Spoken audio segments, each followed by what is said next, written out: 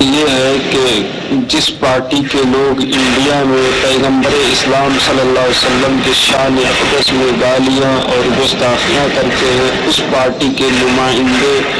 کو حدود حرم میں داخل کرنا کیسا؟ اور نحمدہ ونصلی علی رسولہ الکریم، اما بعد۔ آپ دیکھ رہے ہیں نو ٹی وی جدہ اور میں ہوں آپ کا دوست، آپ کا ہوسٹ محمد عاقل، جدہ سے، مملکت سعودی عرب۔ اس سے پہلے کہ ان کے سوال کا جواب دوں، ان کے طرز گفتگو میں بہت عجیب و غریب، آپ تو ان لوگوں کی بات کر رہے ہیں نا جو لوگ نبی کریم صلی اللہ علیہ وسلم کی شان میں توہین کرتے ہیں۔ ہم نے تو کبھی اللہ کے رسول صلی اللہ علیہ وسلم کی شان میں توہین نہیں کری، آپ نے تو ہمیں بھی سلام کرنا گوارا نہیں کیا۔ اب آپ یہ بتائیے کہ جو شخص نبی کریم صلی اللہ علیہ وسلم کا امتی اور مطیع اور فرمانبردار اور عاشق رسول ہو، اور وہ ایک دوسرے مسلمان کو سلام بھی نہ کرے، تو یہ کتنا انصاف کرتا ہوگا؟ نمبر ایک۔ نمبر دو، قرآن کریم میں آپ جو فرما رہے ہیں نا کہ کسی پارٹی کا ایک فرد یا کچھ فرد نبی کریم صلی اللہ علیہ وسلم کی شان میں گستاخی کرتے ہیں، اور آپ اس فرد کی ایک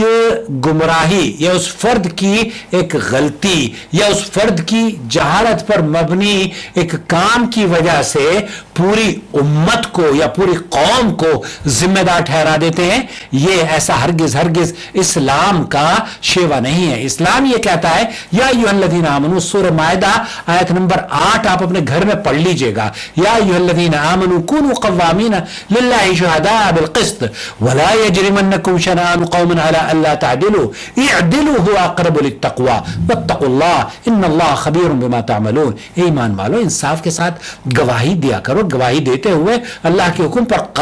خوب قائم رہو، اور تمہیں کسی قوم کی عداوت اس بات پر نہ ابھارے کہ تم انصاف نہ کرو، بلکہ انصاف کرو، یہ پرہیزگاری کے زیادہ قریب ہے، اور اللہ سے ڈرو، بے شک اللہ تمہارے تمام اعمال سے خبردار ہے۔ اور یہ ترجمہ بھی آپ ہی کے جناب بریلی شریف میں ہوا ہے، میں نے ترجمہ بھی یہ نہیں کیا ہے، آپ ہی کی کتاب سے قرآن کریم کا حکم۔ قرآن کریم میں آپ کو کسی بھی شخص کی وجہ سے آپ اگر غصے میں ہوں تو اس کا یہ مطلب نہیں ہے کہ اس کے پورے گھر والوں سے آپ بدلہ لیں، نہیں، کسی قوم سے دشمنی آپ کو ناانصافی پر نہ ابھارے، یہ تو بنیادی بات۔ نمبر ایک، دراصل گزشتہ دنوں کیا ہوا، سعودی عرب میں سمرتی ایرانی صاحبہ ہیں جو ہمارے ملک کی غالباً حج منسٹر ہیں، وہ تشریف لائیں، اور پھر انہوں نے مسجد قباء اور مسجد نبوی کے ارد گرد میں تصاویر بھی گشت کر رہی ہیں، اور یہاں پر انہوں نے یہ ویڈیو بھی مجھے ایک بھیجی ہے، اور ایک صاحب ہے، اب میں ان کا کیا نام بتاؤں، انہوں نے سعودی عرب کے اس نہ جانے کیا کیا لفاظی کری ہے، اور ان کو یہی پتہ نہیں ہے کہ اللہ اور اس کے رسول صلی اللہ علیہ وسلم نے مسجد نبوی میں داخل ہونے پر کسی کی ممانعت نہ قرآن سے آپ ثابت کر سکتے ہیں، نہ ہی حدیث سے آپ ثابت کر سکتے ہیں، بلکہ اس کے بالکل برعکس سماحت الشیخ عبدالعزیز بن باز سے جب پوچھا گیا تو انہوں نے کہا کہ اس سلسلے میں اللہ کے رسول صلی اللہ علیہ وسلم سے یہ بات ثابت ہے کہ آپ علیہ السلام اپنے آخری ایام میں وفود کو مسجد نبوی میں بلایا کرتے تھے۔ سنیے شیخ عبدالعزیز بن باز کیا کہہ رہے ہیں۔ یہاں مسجد الحرام کی بات کی جا رہی ہے، مسجد الحرام میں کسی بھی غیر مسلم کا داخلہ ممنوع ہے، البتہ اس کے علاوہ یہاں شیخ عثمان الخمیس ہے اور دیگر سعودی عرب کے، کویت کے اور دیگر سعودی عرب کے اور علماء امت کا اس میں اجماع ہے، کیا مسجد میں ایک غیر مسلم داخل ہو سکتا ہے؟ هو الذي لا يدخل المسجد الحرام، هو الذي لا يدخل مسجد الحرام، جیسے شیخ سماحت الشیخ عبدالعزیز بن باز رحمۃ اللہ علیہ نے فرمایا کہ مسجد الحرام میں داخلہ ممنوع ہے، كما قال الله تبارك وتعالى اللہ تعالیٰ نے فرمایا ہے انما المشركون نجس فلا يقربوا المسجد الحرام بعد عام هذا، تو یہاں مسجد الحرام کی بات کی جا رہی ہے، مکہ مکرمہ کی بات کی جا رہی ہے۔ اما غير المسجد الحرام، اما غیر مسجد الحرام، چاہے وہ مسجد قباء ہو، دلی کی جامع مسجد ہو، لاہور کی شاہی مسجد ہو، یا اجمیر کا کوئی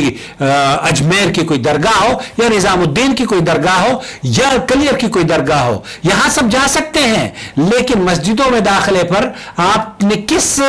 زاویے سے یہ پابندی لگائی ہے، میری سمجھ میں تو نہیں آئی ہے۔ فالظاهر الله العالم انه يجوز. انه يجوز، مسجد میں داخلہ جائز ہے. وہ تو مسجد کے اطراف میں آپ کو نظر آ رہی ہے نا سمرتی ایرانی صاحبہ. والنبي صلى الله عليه وسلم في آخر يعني حياته لما أسر آپ علیہ الصلوۃ والسلام کی آخری دور میں، آپ انتقال سے پہلے، وفات سے پہلے، وثمام بن أثال ثمامہ بن اثال کو نبی کریم صلی اللہ علیہ وسلم نے مسجد نبوی کے ستون میں باندھ دیا تھا كافر اور وہ کافر تھے. طبعا. بعد میں انہوں نے اسلام قبول کیا ہے ثمامہ بن اثال. فربطه أو أمر بربطه في سارية المسجد كان مربوطا في المسجد. مربوط فی المسجد. انہیں ایک کافر کو جب نبی کریم صلی اللہ علیہ وسلم پر وہ ایمان، وہ دیکھنا تک پسند نہیں کرتے تھے نبی کریم صلی اللہ علیہ وسلم کو، تو ان کو مسجد ہی میں بہت سارے وفود آتے تھے